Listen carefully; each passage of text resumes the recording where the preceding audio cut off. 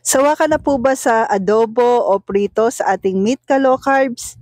Narito po, halika po. Ito po yung aking bagong low carb meal, low carb pork teriyaki po.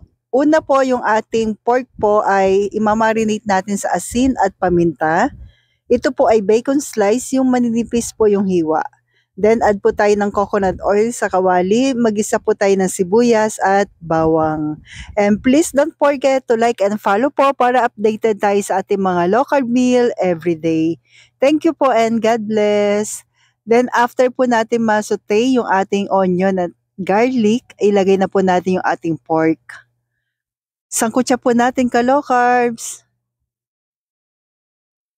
Igisa lang po nating maigi. Takpan po natin.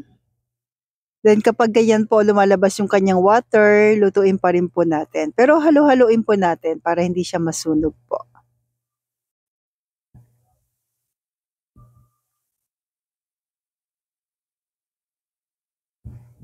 Then takpan pa po natin po para mas maluto po yung ating meat.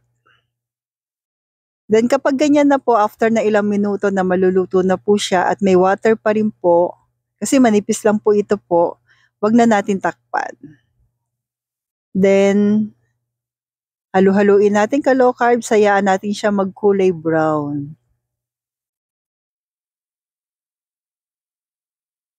Yan, light brown lang po.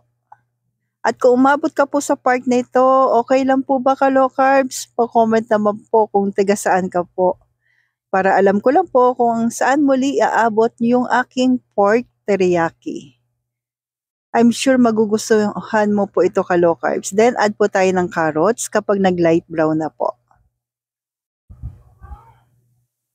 Optional lamang po yung ating carrots dahil ito po ay starchy.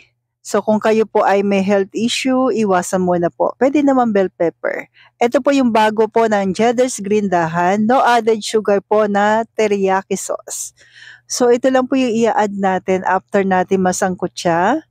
Kayo na pong bahala kung gaano karami. Then pagkalagay natin ng ating teriyaki sauce, lutuin pa rin natin ka low carbs. Siguro niluto ko pa rin to o pinaray ko pa rin po ng mga 10 minutes po habang hinahalo-halo po. At ayan na po, mas nagmantika po siya at mas masarap po ngayon. So nag-add lang po ako ng konting sesame, optional lamang po. Stay healthy, stay low carb po. Thank you po.